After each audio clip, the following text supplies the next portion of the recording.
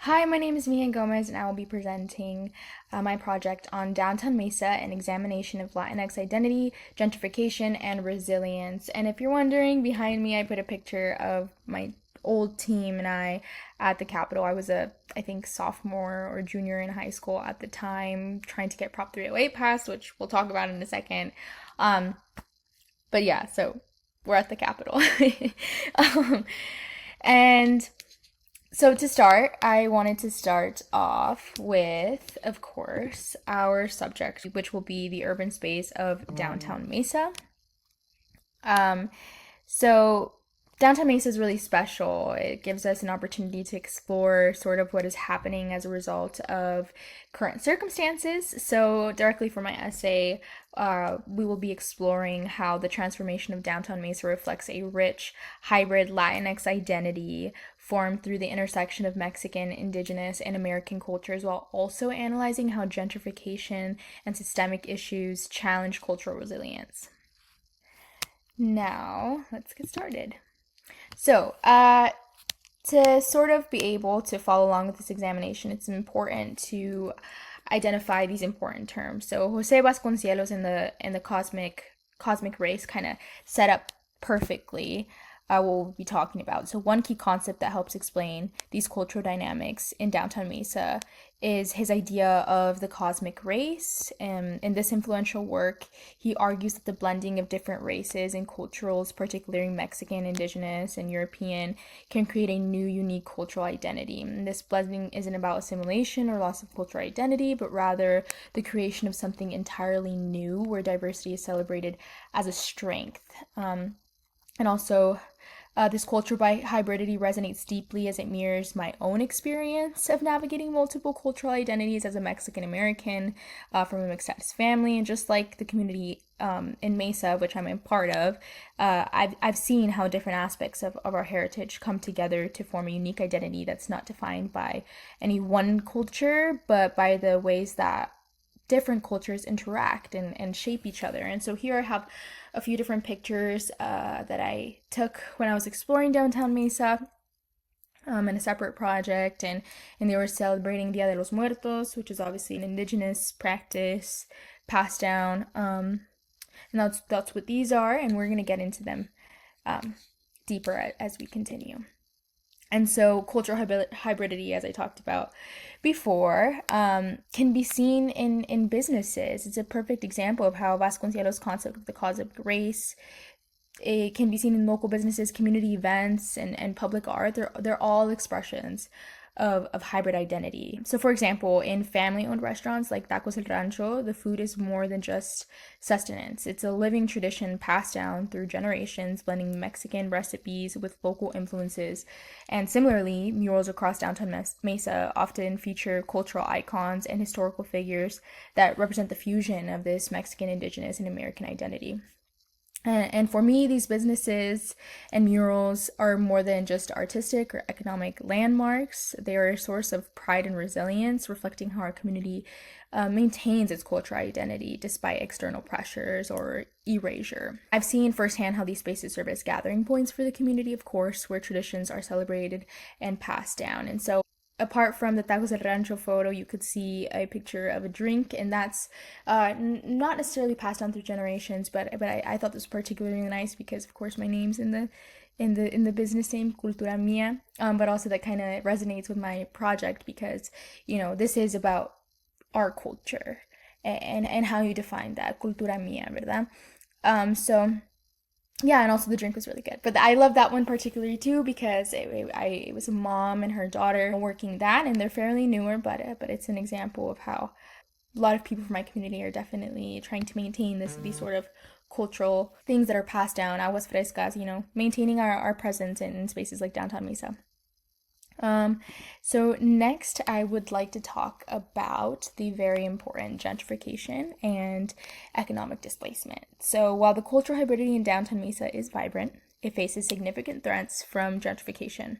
Over 1 billion has been invested in redeveloping the area, which while bringing improvements has also led to the displacement of long-lasting Latinx residents. So we have here a statistic from my paper, and it reads, as one report from LISC points out, Hispanic Latino people don't actually own many of the buildings where all this life takes place, underscoring how the lack of economic and political power makes these communities vulnerable to displacement. So this stark contrast highlights sort of the vulnerability of communities like those in downtown Mesa.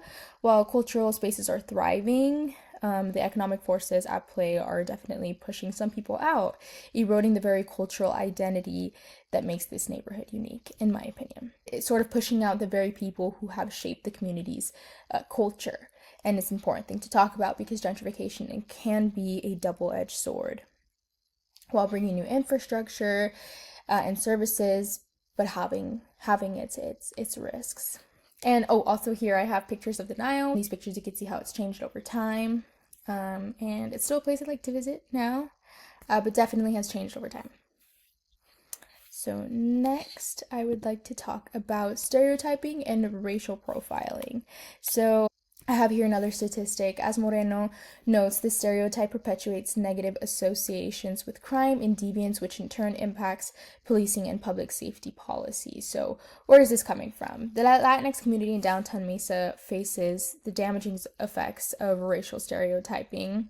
A significant stereotype that harms the community is the El Bandido stereotype that we've talked about in class. It's a narrative, right, that we learned about, which associates Latinx people with crime and deviance. The stereotype influences public perceptions and policy decisions, even reinforcing biases against the Latinx community and contributing to racial profiling by law enforcement. In my own work advocating for immigrants' rights with Aliento, I've seen how these stereotypes can create fear and mistrust in the community, especially among mixed status families who may already feel vulnerable to law enforcement. And so I have here a few propositions. The past SB 1070 that got passed, and then Supreme Court sort of knocked it down, which was the often referred to as show me your papers law. That sort of allowed law enforcement to play a role in the deportations of people, which we know is a federal issue, and law enforcement is not normally doing that, but Arizona has a history of sort of breaking that boundary. And so we've seen SB 1070 that then has been removed, but then we had things like Proposition 314 that recently passed. And it's not in effect right now, but it's expected to be in January. So here's just some pictures with Aliento again. I've been working with them for over, I want to say, like 3-4 years, and canvassing, phone baking, sort of all those grassroots movements. And I'm also from downtown Mesa, and so is my friend here. So moving on, and we'll get back to this. We'll touch back on this. A vital aspect of resilience in downtown Mesa is the activism of youth of color. Young people in this community are not just passive observers of change. I have seen that they are actively shaping their futures by advocating for the rights and cultural preservation in Mesa. Very powerfully. Youth groups like Aliento specifically help empower young Latinx leaders to connect with their cultural roots while engaging in political activism to fight against gentrification and sort of systemic injustice. I feel like it's an effort to reshape the narrative, using our voices to assert cultural pride and demand a place in the future of downtown Mesa and in Arizona legislation. This activism is crucial in maintaining cultural resilience against the pressure of these things. And so moving on, indigenismo and cultural resilience is next. And so I just wanted to make an emphasis again on that this community, indigenismo, is not just about recognizing indigenous heritage, but actively celebrating it through festivals, art, and local activism. And another concept that's central to understanding this is that downtown Mesa is indigenismo, which emphasizes the rights and identity of indigenous peoples. For me, these celebrations and the commitment to preserving indigenous cultural practices have been essential in forming my understanding of cultural resilience. They remind me that preserving our heritage is a form of resistance against cultural erasure. And so kind of tying it back, I wanted to talk about the economic struggles of Latinx community, and that in relation to Prop 314, policing and displacement. So the first statistic I have here is that one report from LISC highlights Hispanic Latino people don't actually own many of the buildings, as we talked about before. And so this sort of, coupled with the rise in housing costs and the displacement of small family-run businesses due to gentrification, are combated by the increasing cost of living, which further threatens cultural integrity of the community. particularly with the pressures of gentrification, many families in Southside Mesa live below the poverty line with the average household income under 32,000. Meanwhile, the neighborhood is undergoing a transformation driven over 1 billion in new development. And this economic divide not only creates a stark contrast in living conditions, but also highlights the vulnerability of long-standing residents who have deep cultural ties to the area. And these residents who have historically contributed to the vibrancy of downtown Mesa now find themselves at risk of being moved out. And then so Aliento has warned the passage of Prop 314 could foster a climate of more fear and distrust, further isolating immigrant families in complicating their ability to participate fully in civic life. So another pressing issue for the Latinx community in Mesa is this passage, right? And what that's gonna mean for the community, especially for those immigrant families who are already dealing with the pressure of gentrification and economic hardship.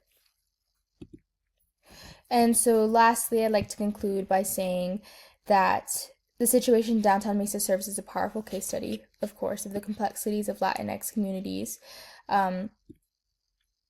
that in urban areas that face the consequences of gentrification and cultural transformation. But by applying these key theoretical frameworks like Jose Vasconcelos' idea of the cosmic race and cultural hybridity, we get to see how the Latinx community in Mesa navigates both the richness of their identity and the threats posed by external forces. But despite these challenges, definitely the resilience of the community shines through in their commitment to preserving cultural practice, asserting political agency, and resisting cultural erasure through activism and celebration. So, I would say, as we continue to examine the intersection of cultural identity and urban development, it's clear that understanding and supporting Latinx communities in spaces like downtown Mesa is really crucial to preserving their cultural contributions and ensuring they have a place in the future urban landscape. And I would invite you all to join me in that effort, along with other downtown Mesa residents. And that is everything. Thank you so much.